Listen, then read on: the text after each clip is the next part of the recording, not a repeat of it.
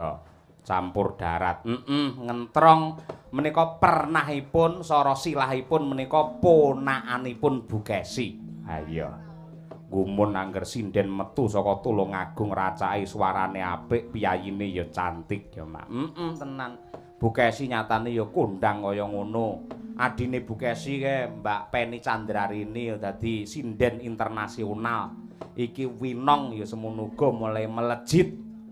Angger kok Tulungagung mesti cantik-cantik lho. Ha iya wis tenan. Sinten to Pak senjenengan maksud niku? Lho, aku ngomong to, Bu Kesi ayu ora? Nggih. Lho, Tulungagung. Nggih. Mbak Penny ayu ora? Nggih. Tulungagung. Sampean ayu ora? Ayu, Tulungagung. Sinten melih? Sinten melih? Dan lain sebagainya. Ada kowe. Mboten lho Pak, jenengan iki kok wantun ngelem-ngelem sinden lintune Bu Kesi napa mboten wedi? Lah kok wedi apa dek iki memedi? Mboten lah kan biasanya jenengan didendeni tak keprok parut lho, ngoten. Apa ndak wedi jenengan? Ya dikeprok parut, ngeprok parut ora bakal kelakon. Wong ning omah ora enek apa-apa dhek ora tau masak ya. Ora duwe parut, arep ngeprok parut tuku sik dhek dadan. Ngono aja kuwatir, ning tenan kok nong. Bareng sampean iki saya gedhe banyak pengalaman bergaul kemana saja. Akhirnya sampean ngerti karo perkembangan apa kuwi jenenge jaman, akhirnya ya bisa ngrumat awak, ngramut karo apa kuwi busanamu piye carane apik, piye yen alisane sing becik kudu piye, ngono kuwi, le pupuran kudu piye, le gambar wujute. Kuwi apa kuwi? Lipstik nggen bibirmu kuwi kudu piye, nah awakmu lak luar biasa. Biyen melu aku pertama walah nglombrot. Mboten ya, Pak. Lewemu mangan ae. Bar saiki wah saya cantik. Sakniki cantik, Pak. Cantik tenan sampean, elok. Kok jenengan wantun? Wani ngopo? Ngomong kula cantik lha Bu Kesi teng mriki lho. Lah ngopo? Aku iki witing klopo sak lugune lek sinden ayu ya tak omongne ayu. Yen nganti ayu tak omongke elek, tegese kuwi goroh karo batinku. Bu Kesi iki senengane yen aku jujur apa anane, ngono kuwi. Ngoten. Niki lagi viral lho, Pak. Apa? Wonten napa? Film Ipar Adalah Maut. Apa? Nah, Ipar adalah maut. Terus maksudnya apa? Ampun ngantos ponakan adalah maut. Ngoten dados sing kowe ponakane Bu Kesi? Ponakane jenengan to nggih? Heeh. Nah niku ampun ngantos ponakan adalah maut. Lek sampean ya, lek neng panggung tak arani pancen ponakan. Nek lek bar kok panggung ora mung ponakan. Lah napa? Penakan wih. Sik, Nduk. Tegese penak suaramu lho, nglipur warga masyarakat lumutan ngono. Entar ngorongane kan kowe iki jarak perkara kok, Nong. Ampun, Bu, ampun. Bapakmu jadi jarak. Lah pripun? Jarak ditenani awakmu. Oh. Weh, bahaya bocah iki. Lho ngene lho Bu Kesi. Iki lak ponakan. Tur iki kan ya paguyuban melu ning keluarga Madangkara. Ben kerasan winonge ben ora balik-balik tak jawab. Caranya ya dibikin nyaman. Caranya supaya nyaman harus dilem, diakrapi, dicedhaki. Tur ya ki bocah ki berpotensi suarane apik, bocah ayu, aku seneng ngono lho. Dadi seneng karo suarane ngono kuwi. Kuwi lek jenenge mbok jaraki to. Aku kira ndek bola lho, Nduk. Bapakmu jaraki Winong mbok kowe mbelani ibumu. Tenang. Lho, nyapa iki? Nyuwun sewu Pak Cahya Kuntadi. Nyuwun sewu Bapak. Nyuwun sewu panjenengan niku ket ndek winginane kalih Mbak Elisa nggodani Mbak Elisa. Dek wingi ten Ponorogo nggodani Mbak Silvi. Sakniki nggodani Winong. Terus karepe jenengan pripun? Niki ibu kula, Pak. Niki ibu kula. Ayo dong, panjenengan niku dosen lho, Pak. Panjenengan niku panutan, panjenengan niku napa nggih? Nggih, panutan lah, panutan mahasiswanipun jenengan. Calone niku calon kula nggih muridipun jenengan lho. Malah pamer kowe. Asli ngeten. Nanti kan jenengan panutan, Pak. Ampun ngoten niku, Pak. Ampun nggodani ning kene nggodani enek sinden ayu terus nggodani iki. Anu iki nggodani iki ngoten ampun ngoten niku, Pak. Jenengan niku ngandani kula, "Nduk kowe aja nakal. Nduk kowe aja sok kaya ngono." Lah jenengan ngoten niku berarti ra sumbut no. Saiki jujur ya. Pripun? Kowe aku nggodho Elisa kok ora seneng, Mbak Silvi ra seneng, Winong ra seneng. Aja-aja kowe sing pengen tak godho, ayo. Hah? Jujur ngono kowe. Mboten, Pak, mboten ngoten. Hah? Lah kula niki putrane jenengan lho, Pernae. Iya, bener. Pernae. Heeh. Pernae kula putrane jenengan. Kula mboten purun, Pak, jan godho-godho ngoten niku. Oh iya. Cukup yoga-yoga. Ngene lho. Sampeyan kudu ngerti. Pripun? Pancen aku dosen. Nggih. Ning nuwun sewu. Sing jenenge dosen iki sikil lak loro. Nggih. Gitu. Sikil kiwa karo tengen. Tengen iki tak nggih ning kampus, nggih mulang karo mahasiswa. Nggih. Sing kiwa iki tak nggih nyukupi kebutuhane keluarga. Nggih. Lek aku ndalang kaya ning kampus ngono kae, urip do pitonono kuwi ngono terus ora enek wong nanggap. Mula sikil kiwaku tak jokke pamrih men apa ditresnani karo warga masyarakat. Carane ya ngono kuwi, ya njarake winong, njarake sinden ayu. Pamrih apa men masyarakat terhibur ngono kuwi. Lah nek sikil tengah ngono apa, Pak? Tuh. Ki lambene elek iki. Bahaya. Lambene Aduh, elek. bahaya. Kuwi ra nek kukune barang arep melu. Bahaya. Intine pun cekap, Pak. Pun cekap. Nek mesti cukup ibu mawon, ampun nggodani sinten-sinten melih nggih. Ampun ngantos Ora entuk. kedadean ngoten lho, Pak. Iya, insyaallah aku ora arep nggodha wong wedok utawa sinden sapa wae. Ya, anggere ora kilaf lho ya.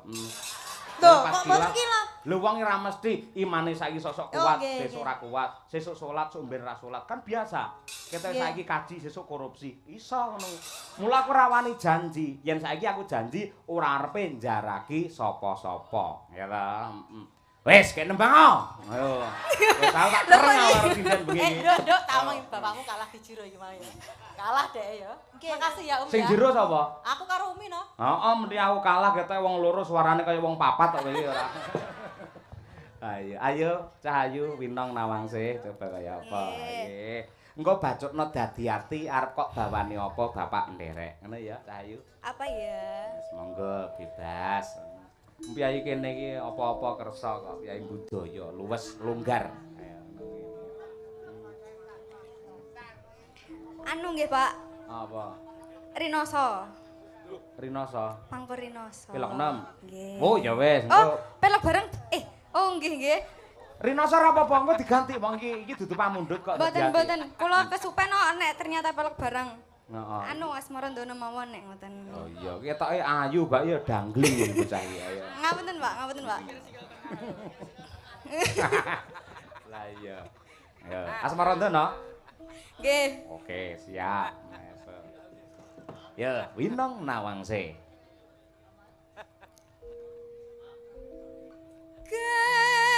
Gegerane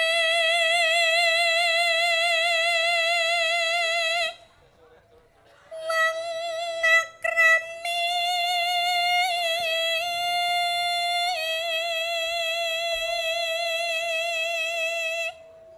Nana.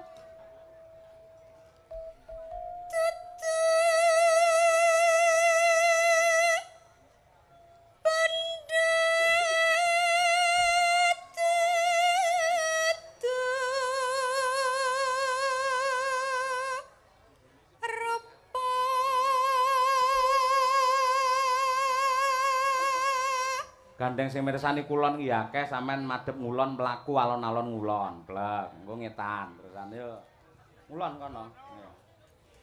Kak. Ngapunten nggih, Pak. Lah iki kita Soale- atine bocah iki pikirane ora nang kene bocah iki. Mboten, Pak. Kok kaya ngene larane to niku cakepane. Nah, soalnya kula nggih lagi nandang loro niku mau lho, Pak. Iya, mau tak tambani nong, tak tambani.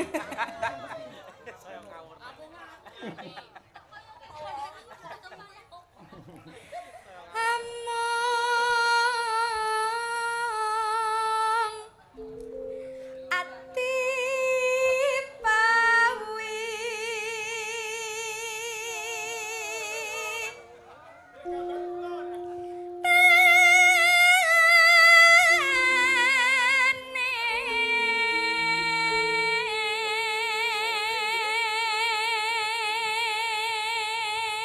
Ora angger sinden lho nang disuting karo bapake kae delon. Wow. HP-ne lho kaya ngono kuwi. Ah iya. Nah iya, engko lek sare ora nyawang gambar musik ora iso sare lho Pak kuwi kae. Nyuwun sewu Pak Dalang. Dalem. Kula nggumun priyayi kelumutan niku nggih. Bae wong tuwek-tuwek ya ora ndek isin ya. Lek ero sinden ayu. Kuwi katresnan ngono kuwi. Oh, iya. Tresna karo budaya nganti kaya ngono kuwi. Ternyata ora enom ora ora enom ora tuwek ya wong tuwek karo Sinden Ayu bae ya melongo ya. Gak apa-apa Pak, terus gak masalah. Kula mau guyon. Ah iya. Iki Pak iki ajamu live TikTok lho kuwi rumah samu ayo. Ayo. Nana. Ayo. Luput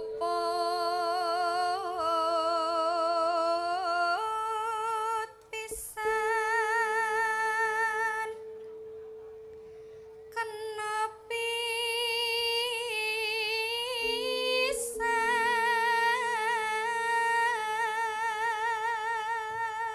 Pengen nyawang sinden mboten bapak-bapak sing etan mriki? Pengen madhep rene karo mlaku. Ayo. Kudu diratani nong. Ayo. Yen gampang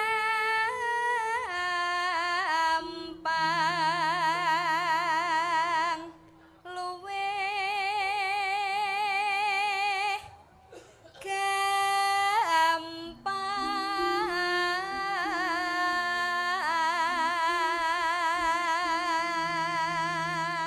Nah, iki bapak-bapak sing sepuh-sepuh setan iki nyawang sampean iki ya. Wah, cara krupuk kaya kemremesmen to ya ngono wae ya. Saiki madhep rono. Leres, Pak? Nah, iya, kula ngerti ati jenengan. Ayo.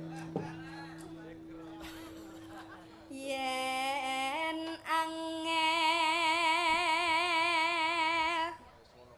tan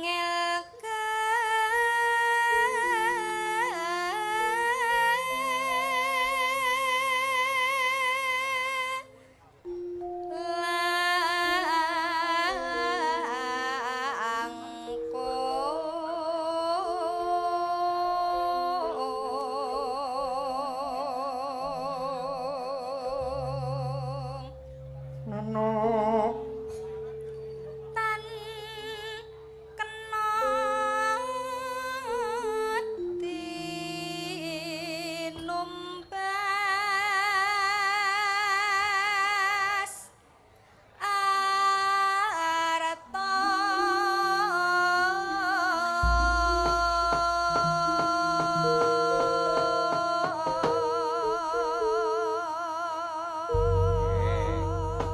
Bawane iki mau jenenge apa, Nong? Asmarandana. Asmarandana. Asmara ki tegese katresnan, dana ki weweh. Di tengah-tengah kesibukan beliau namun tetap tresna karo piyayi ing Klumutan mriki. Beliau adalah mantan Bupati Madiun Bapak Kajimbing. Matur nuwun rawuhipun tepuk tangan untuk Pak Ahmad Dawami. Wah iya nggih, kelenggah nggih. Kangen aku suwi ra ketemu. Klangen-angene karo Pak Kajimbing sik kelingan isih Garuda Pancasila bar kuwi mesti nyawer 1 juta. Ngarani ora nggih. Mboten Pak, sugeng lenggah Pak Mbing, sehat selalu dan selalu barokah. Amin.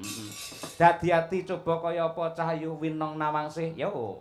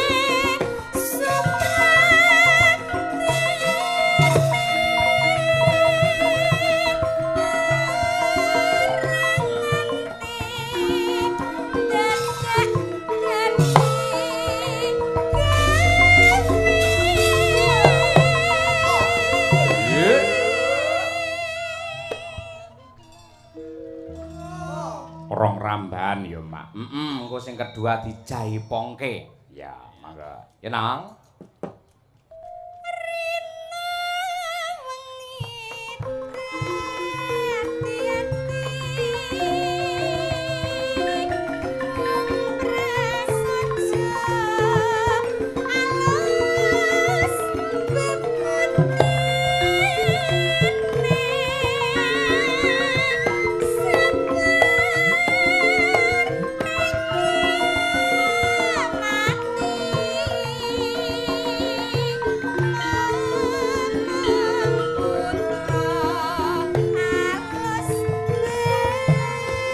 Rebab ya Mas Edi.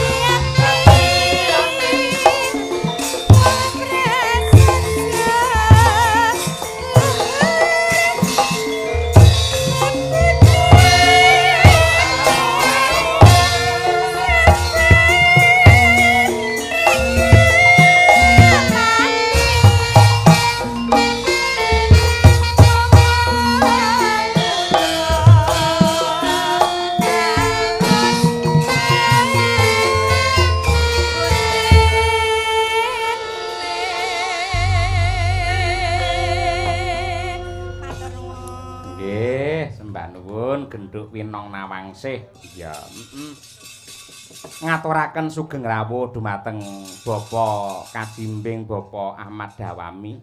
Ya, Ragil Saputra. Wis sawetara suwe ora pinanggih. Ya, dasare wis purna jabatan ya, Mak. Ning tetep silaturahim berbaur kalian para warga masyarakat wonten ing Klumutan Saradan. Ya. Bener, Mak, bener. Nggih mugi-mugi Pak Kajimbing tansah pinaringan sehat walafiat, tansah amanah ugi barokah. Iya, bener, Mak. Kaya ngono kuwi. Yo ngaturake pekarmane Pak Kajimbing luwih dhisik panjenengane anggere rawuh mbuh ning acara hajatane para warga masyarakat Kabupaten Madiun apa pas hari jadi mesti ngersakake Garuda Pancasila. Iya. Adate lek Juli ngene iki ya Madiun hari jadi ya, Mak. Mbuh ki ora nek kabar, Nduk. Ayo.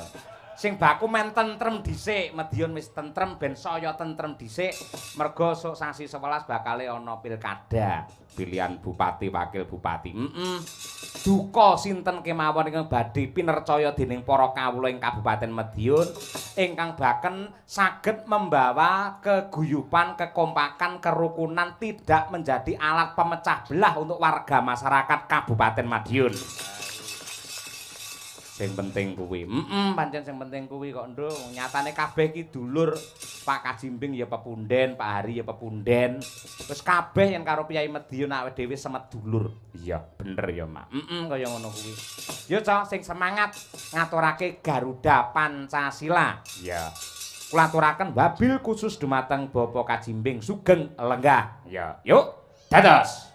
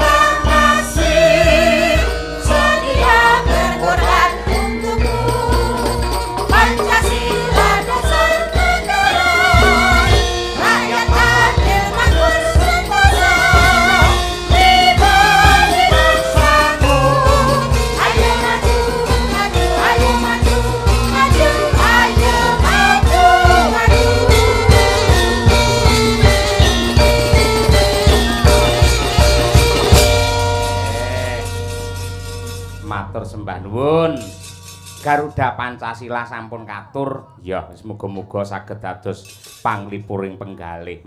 Sugeng pinarak, sugeng lenggah, Pak Kajimbing, ya. Pamundhut ingkang angka 2 ya kuwi ali-ali, Mak. Slindro Songo.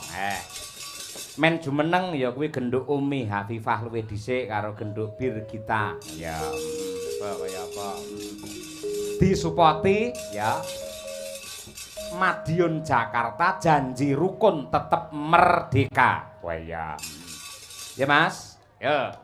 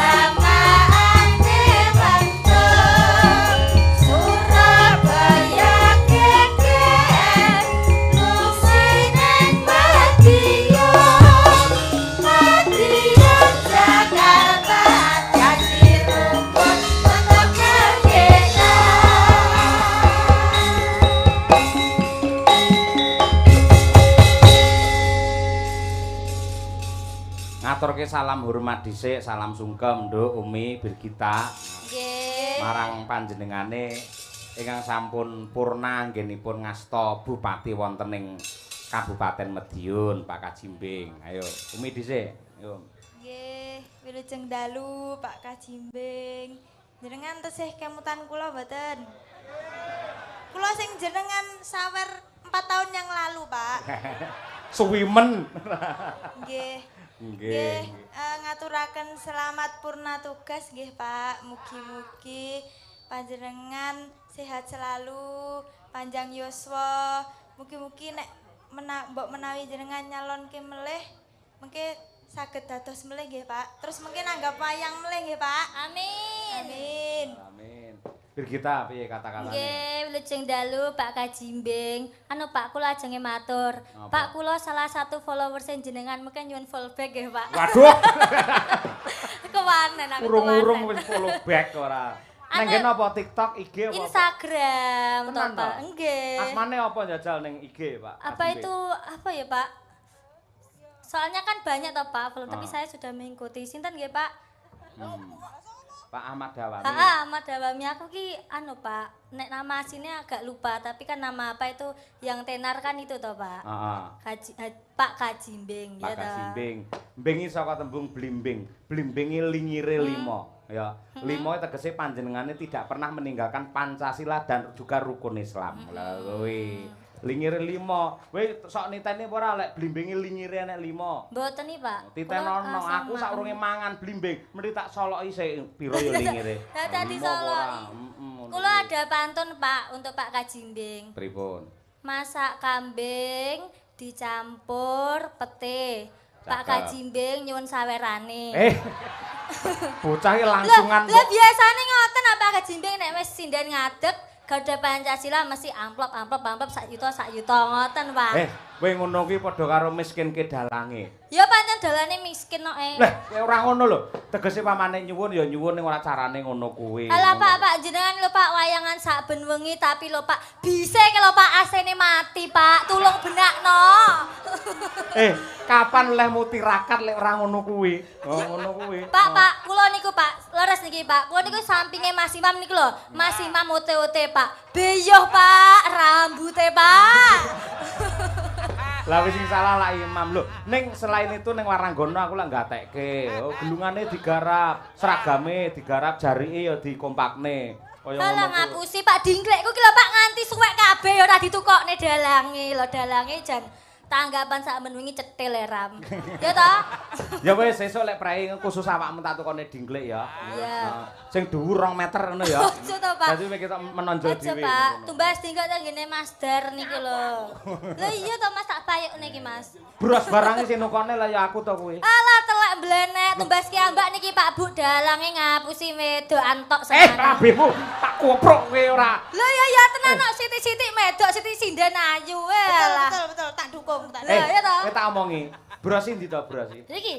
Kowe pengen tak tukone sing anyar. Heeh, Pak, pengen. Aja kuwatir. Engko lek sesuk ning Nganjuk. Iya. Bar kuwi rombeng ingkah lek ning Nganjuk ning arep ning endi?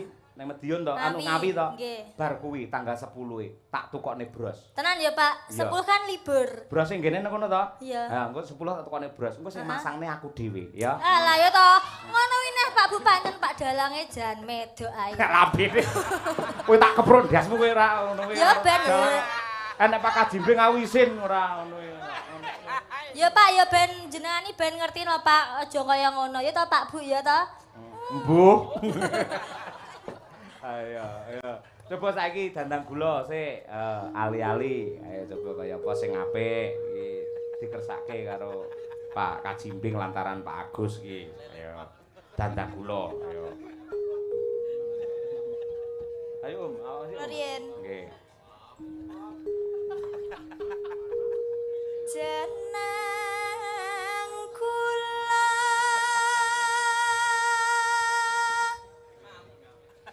glali aja lali Nene. ali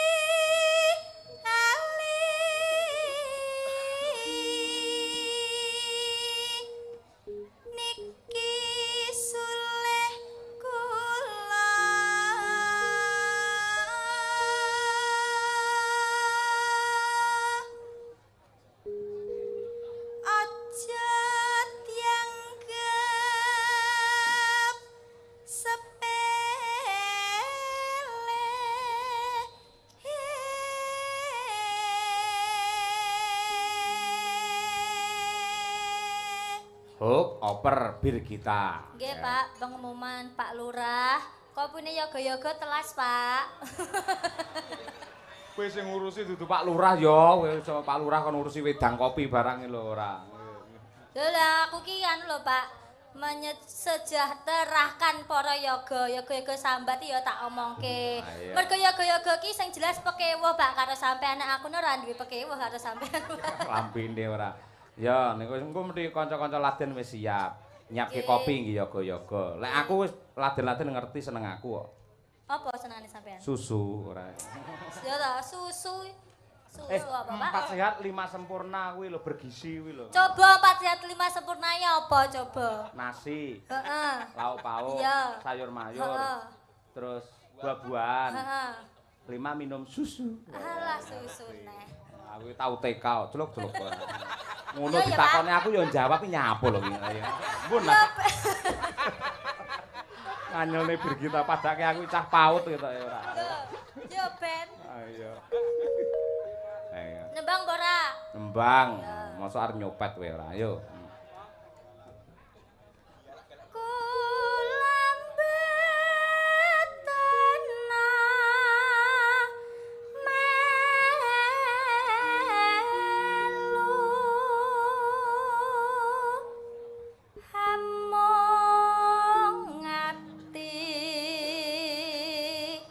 Tansah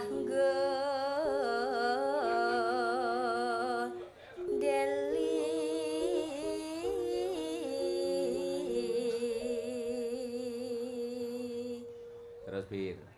yen dadi lara gelo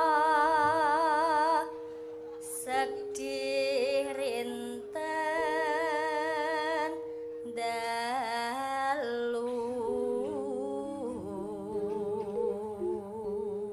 Oh, oper Umi Habibah. Ketoken kewala nganti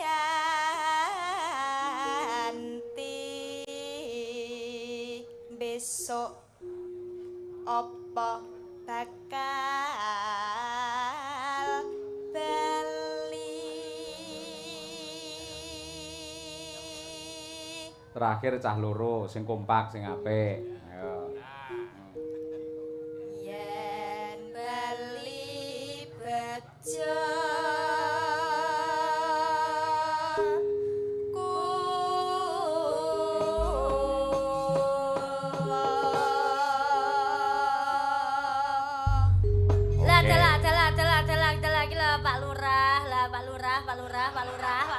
Pak Lurah dredeg. Kowe iki iso Pak Lurah kok getak ilah dalah-dalah karo piye? Iki diajeni wong sak kelumutan kok. Ayo Pak, tabuhi Pak, saya Pak Lurah Pak, ayo Pak. Kluntuk. Pak Lurah, monggo Pak Lurah. Tuk tuk tuk.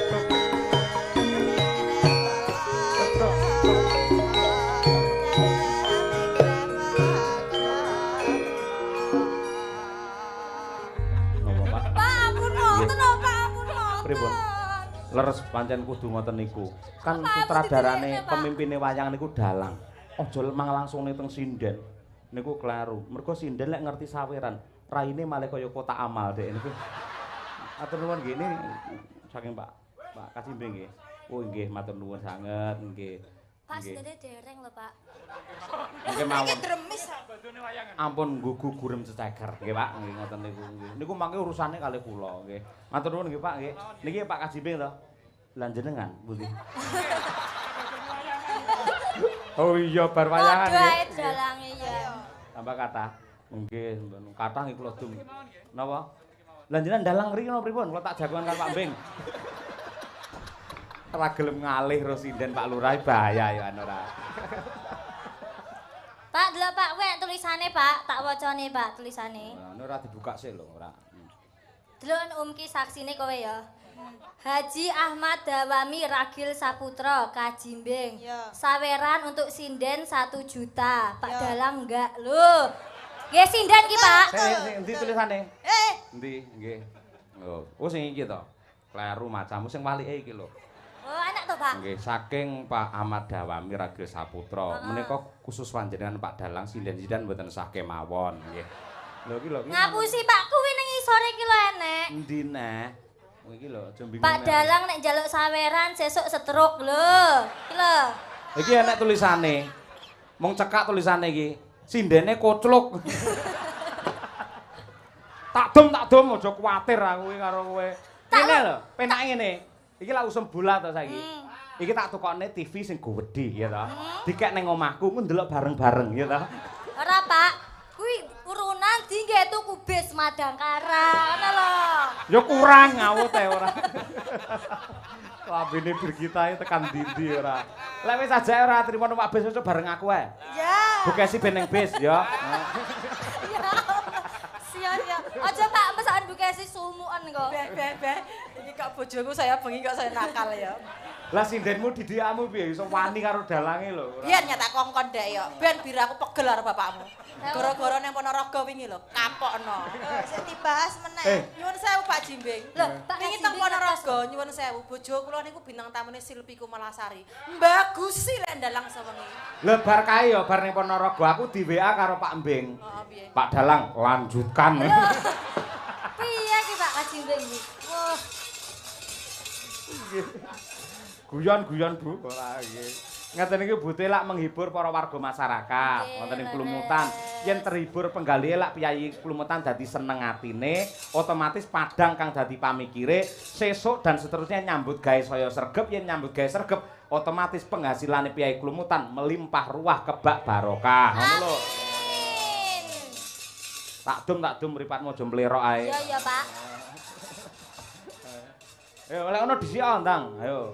Kok aku tuh Pak Yumi sik to Ya Pak? ora Lah, kowe kok- sik. Sote. Leh, Lho sing njaluk saweran iki awakmu lho kudu awakmu sik. aku Ya wis dinekno aku sing nyanyi to. Hah? Endi aku sing nyanyi to? Kowe njaluk iki? Iya. Tenan? Iya. Wani tenan? Iya. Ora ditabuhi kanca-kanca lho. Lho, lah aku iki dihitung karo kanca-kanca kok. Hah? Dalange ora. Ditabuhi kanca-kanca. Mm-mm. Penitine piye? Golek nganti gamelane dikukuti piye? Ayo.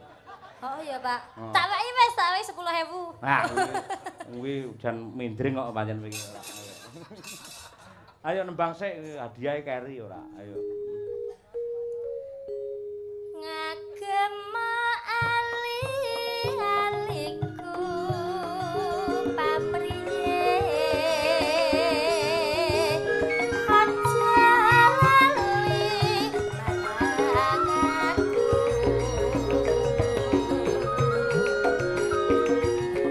nadyan kula mboten melu besuke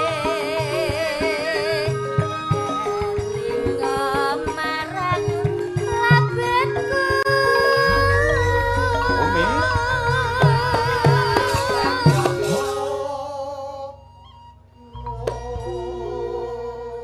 Kaya Umi lho bocah tenang ngono lho. Sabar, nrimo, ikhlas. Ya, Percaya karo pandum rezekine Gusti Allah diterima. nggih. Ora lambene sinden bebret ae tekan pinggir. Ya ben Yo Om. sawerane Pak. Gus, meneng. Kowe ngisini-sini. Aja omong ya iki jeneng. Nang winong, engko dumen karo sinden-sinden ya. Lah, Lambene nek, ndak. nek. Aku iki njak winong Loh, ora ngomong aku kan perwakilan sinden. Ora iso saiki bendarane winong nyenong. Loh, ora iso Pak, aku Pak. Kok iso awakmu? Lho kan aku biasa di pasar Bukesinya bir duit iki titipno anu. Ora Mas iso Adi. kleru. Saiki sinden iki ya 6 ya, kabeh wis bagi tugas. Sing nembang klasik Bukesi, engko sing ngalang-alang alus si apa Umi. Umi. Lah sing ngurusi dhuwit saweran